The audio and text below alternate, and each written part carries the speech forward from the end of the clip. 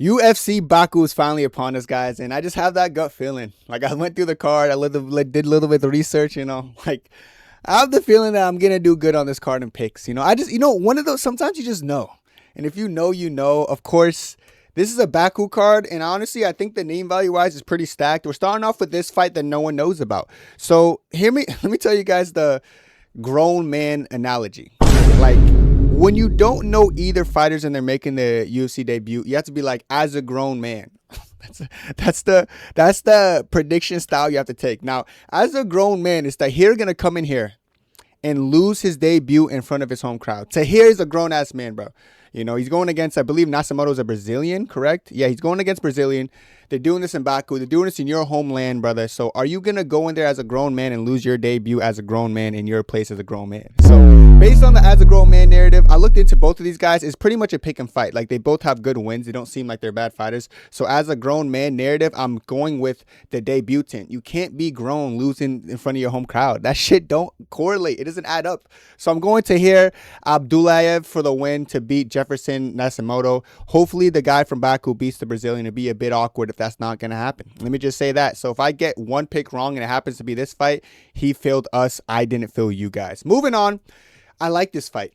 I like this fight a lot. And Gene Matsumoto is the favorite against Bekzat Almabayev. Now, let me say something about this. He had 3 fights in the UFC. 2 losses out of those 3 fights. Oh, dude, he's not good, bro. Alexander Topuria and Umar Nurmagomedov. How unfortunate do you have to be that you're 12-3 in your whole UFC career or whole MMA career, and you have 2 losses in the UFC, and the reason you're losing is because you're going against the fucking the end bosses right off the rip. I'm telling you right now, Topuria and Umar are both championship material. Like, they're better than 99% of every other bantamweight alive right now. Of course, his only other person he fought was who? Brad Katona. What did he do? Nearly killed him in the first round. First round finish, I believe. So Bekzat's really good. I just want people to understand, Bekzat's not no walk in the park. He's the underdog here because Gene Matsumoto finds ways to win, and like, I'm pretty sure he's coming off that close fight with Farid Basharat, which could have went either way. I did think Farid won, but I will say Farid surprised me in that fight because he kind of started to wilt to Gene Matsumoto's pressure. Here's the thing. Both coming off some generational opponents. I think Farid's also a really good bantamweight, by the way. But I don't think Bekzat should be the underdog there. I think he's a little bit too much on the feet for a lot of people. Bekzat gives a lot of people a tough first round. He caught Umar. He had some instances where he was making it a little bit difficult for Topuria in the first round.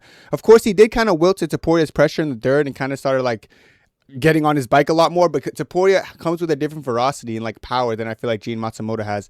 Matsumoto's good. He's experienced, 17-2. This is a competitive fight. Both guys can strike to an extent. Both guys can grapple to a sense too. I feel like Matsumoto's going to want to try to grapple Bekzat, but Bekzat showed me in the Umar fight and in the Topuria fight that even if you take him down, he can't get up. So we're going to see how this goes. I know Gene Matsumoto is a little bit heavier on the output, but I have no reason not to doubt I think Bekzat's good. I think it's one of those things that after the fact, we'll be like, yo, just how good is fucking Umar and Topuria? I feel like I am kind of MMA mathemaxing, though. I will say that. I feel like I'm saying, oh, well, he went against these guys and they're better. So I do understand how that's a little bit like, okay, Kenny, you're doing a little bit too much, but I still think Bekzat's going to get it done against Gene Matsumoto. I'm going Bekzat. Gene does have more output, like, as you can see, where his strikes landed per minute, but I'm not going to just base it off of like output oriented, which seems like something I usually do. Like, I feel like that's a smarter thing to do objectively, but I still think Bekzat's going to win. We're going to ride with Bekzat, and that's our official pick. I could be wrong on this one, but I'm like the underdog value for him. I can't let go of that. Next up, we got Daniel Donechenko versus Theodore. This guy's name is Theodore, guys. I'm not gonna lie, grown man named Theodore, like, I don't know, brother. Like, Theodore, I don't know this guy. Making his debut against Daniel Donechenko is a tough ask. Donchenko's been like whooping ass, I feel like, every time I've seen him. Like, I feel like he goes in there and like kind of just puts belt to ass. And even if it does go the distance, I feel like he's constantly just putting pressure and landing big damaging shots on his opponent. So I think Daniel Donchenko's a safe one for this one. I know he's a big favorite. I don't know much about Theodore. I'm gonna be transparent with you guys. I don't know Theodore is like, oh man, he's the fucking next coming up. I don't know much. So, but what I do know is that Donchenko's a dog. So I'm kind of making this pick based off the fact of how much I know about Donchenko rather than how much I know about Theodore, because I don't know much about him. So we're gonna go Donchenko for this one. I'm sure the Ukrainian should get the win. Next up, Ofil versus Javier Reyes. Ofil, like, he shows me every fight that he's not very good. Like, he goes in there, I feel like he's pretty low output. I feel like he doesn't do much right, but like he lands some heavy shots sometimes. I feel like his output is his biggest problem with me, though. I don't think he lands enough. Whereas Javier Reyes has been looking great so far from what we've seen in the UFC. He gets a lot of finishes. He's very high output. I was actually going through some of his losses. He actually lost to Lorraine Douglas before the UFC, and you guys know Lorraine Douglas is he's almost like a Brazilian-esque Topuria kind of guy. So he's losing to good people. He's putting whoopings on people I feel like he should put a whooping on. He should beat Ofil. I don't think Ofil is going to be good enough in the output, and he's going to do much right in that fight. So I don't know. I just don't trust Ofil. Like, sometimes I pick him and he loses. Sometimes I pick him and he wins. But like, I don't know. I just don't trust the short guy. You know, like, he goes in there and doesn't win most of his fights. And I feel like when he goes against someone he should lose to, he loses to them. So give me Javier Reyes. I know Ofil is experienced Aussie, but I think Javier Reyes is just objectively a better fighter in this one. Next up, we have, this is a tall fight. This is like a wicked tall fight. We have Ruziboev, who's 6'5", and you got Andre Pulyaev, who took Gutierrez to decision, you know. He took Gutierrez. Okay, Pulyaev was one of those ones that made me like, oh my God.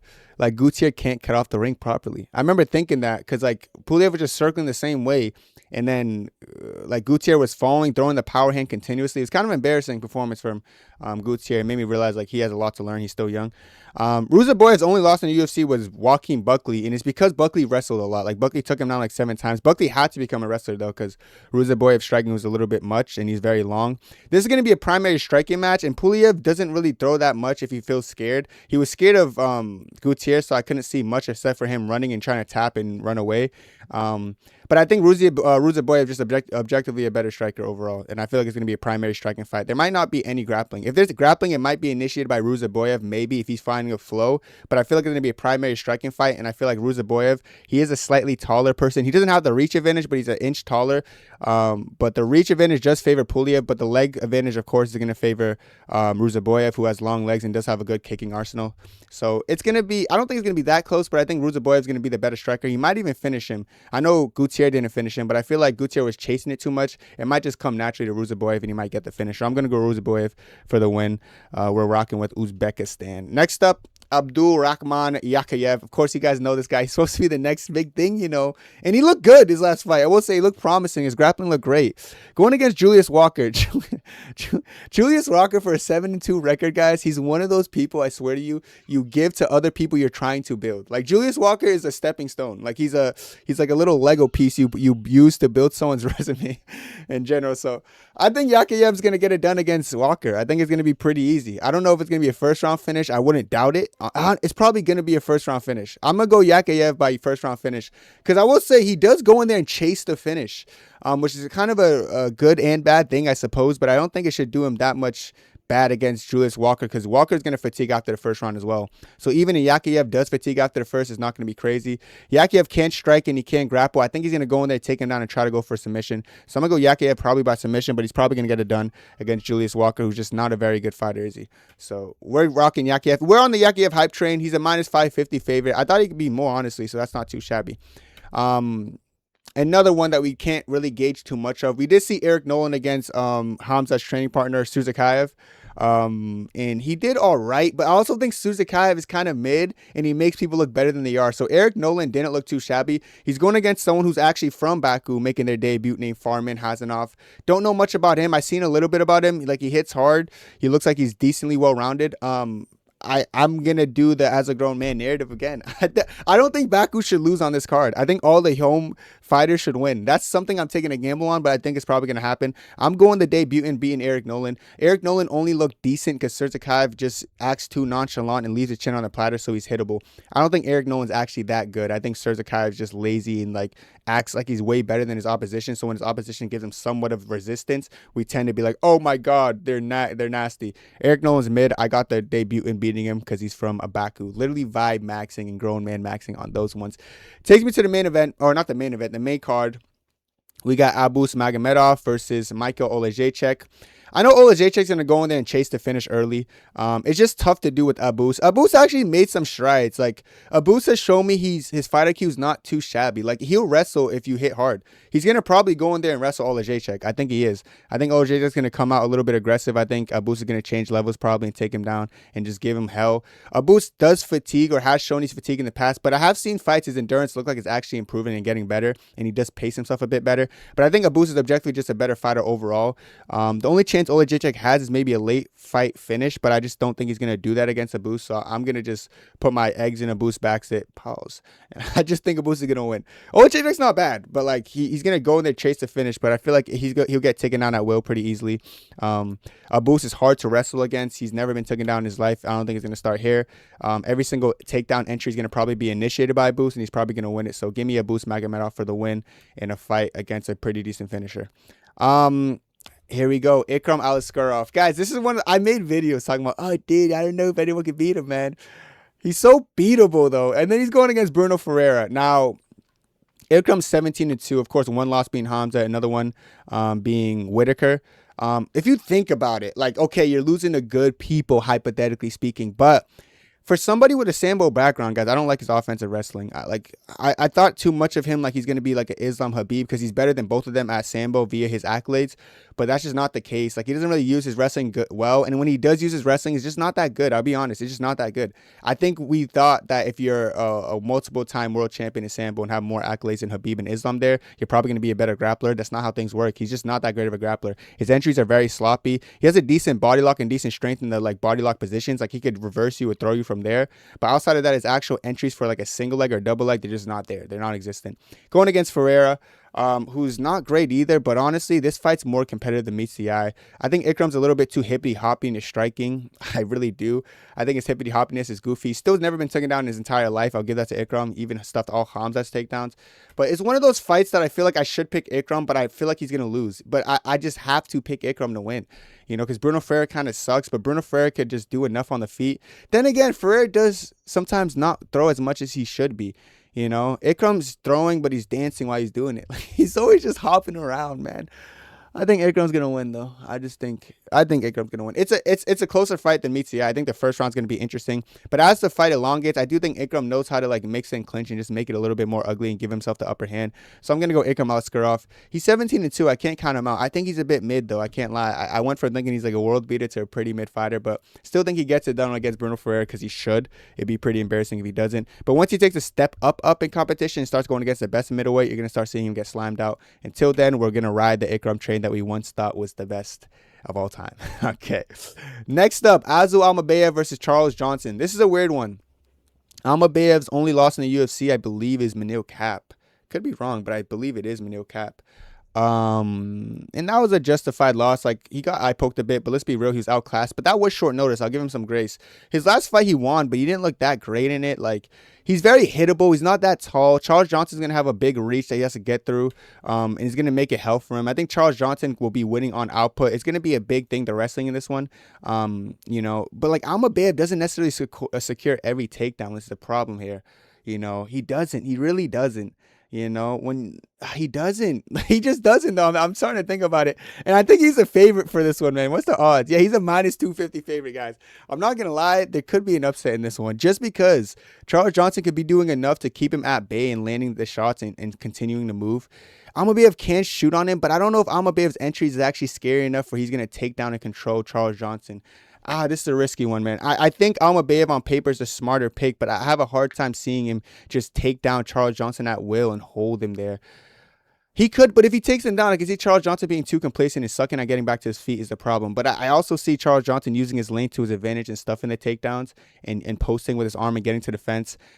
I'm going to do something I wasn't expecting to do, and I'm going to go Charles Johnson for this one. I think he's going to land the more damaging shots. Almabayev's not bad. I know Manil Cap's a different level on the feet, but I also think Charles Johnson's reach and length is a bit too much for Almabayev. So I'm going to go Charles Johnson for this one. Almabayev's a beast. Like, he's pretty good, but I think he's a bit overrated. So I got to go Charles Johnson, who I don't think is all that great, but I do think Charles Johnson's starting to grow in confidence. And he has a win over the champion, so maybe that's going to get him confidence in this one.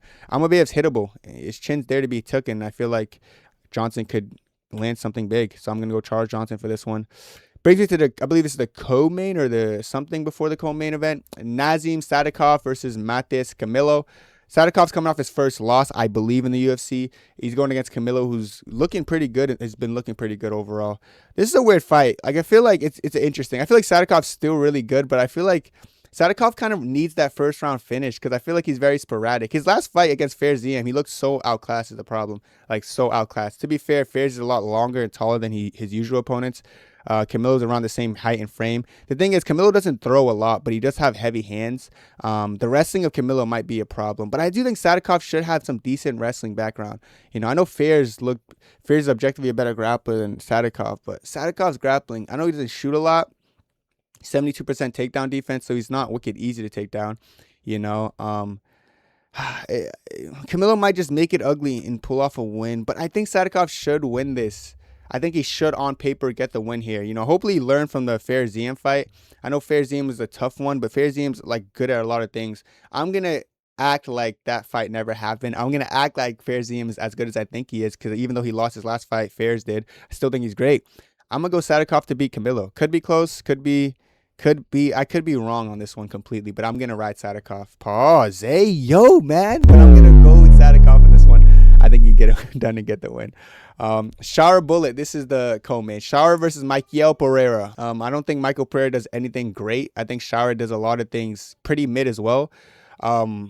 Both guys are pretty. Of course, Shara's only loss is Michael Venom Page, to be fair. No one could outstrike him in the world. And I knew that was going to happen before the fight. But everyone thought I was a little bit weird and a little bit crazy guy. But Michael Pereira is kind of mid too. But I will say he's going to be kind of tough for Shara to land clean on him. You know, and Shara's going to point fight the whole time, you know. And Michael Pereira, if you're not putting crazy pace on him, maybe he could fight to a decent extent. It's going to be closer than people think, actually, I honestly believe. I'm actually not even comfortable like putting a bet on this fight. But I do think Shara maybe might start landing on him and like touching him a little bit with the low kicks and not pointing him. You know, the hands are going to be interesting. And Michael Pereira can explode into something. I can see him catching Shara because Shara's chin is there to be taken. But overall, I do think Shara knows how to mix in his weapons. And when Shara starts letting his hands go, it takes him a little bit, like a round or two. But once he starts letting his hands go, he usually lands a lot more. First round's going to be very close. I think second round, it might come down to the third round, dude. It might come down to the third round who wants it more, and I'm going to lean Shara for that one. It's a close fight, though, closer than people think. I don't think Shara's going to make it look easy by any means, but I'm going to go Shara Bullet for the win. Brings us to the main event of the evening, Rafael Fiziev versus Manuel Torres. Of course, the one mutual opponent they have is Ignacio Bahamondes. Of course, we know Rafael won that fight. We know Manuel Torres lost that fight by knockout, I believe. Manuel Torres is good. I will say Fiziev didn't even look that bad his last fight. Justin Gaethje kind of showed us that like he could cause war and cause havoc, and he does a lot of damage with his straight punches.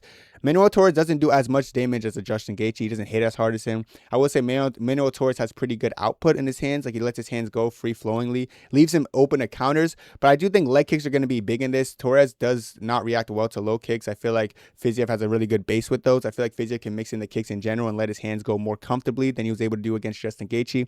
It'll be competitive for a sense, but it's a 5-round fight. I don't know who that favors, to be honest, because Fiziev has shown susceptibilities to slowing down. He has shown. That's one of his bigger weaknesses. Objectively, though, Fiziev's a better striker, and I think he could actually get Torres out of there before the final bell. I don't think Torres has ever been 5 rounds. I'm not sure. I don't think Fiziev been 5 rounds before either. So both guys are going to get tested, but like I said, as a grown man, I'm trying to back these Baku fighters, bro. Don't be losing in your hometown, brother. You're from Azerbaijan. Okay, let me not even butcher that. You're from Baku, gang. You're from Baku, gang. Let's not ruin the 100% fighters from this region of the world winning. I think Fiziev's going to win. I think it's competitive, but I think if it comes down to who the better striker is going to be and the more seasoned striker is going to be, I feel like Rafael Fiziev is going to be the more seasoned striker and the better striker objectively. So I'm going to go Rafael Fiziev for the win. I think he's going to beat Manuel Torres. It might be a competitive fight, but I think Fiziev gets it done. If I was going to say do a little lay, like a little play, I'd say go Yakhyaev, Ruziboev. I was going to say Bekzat, but that's risky. Yakhyaev, Ruziboev, and screw it, a Charles Johnson underdog pick. Boom. I think that's sneaky. I think you people can make some plays with that. That Johnson fight's interesting, but I swear, guys, there's some profit to be made. Let me know your thoughts down below. This is my predictions. That's it from me. God bless. 2, 3, 4.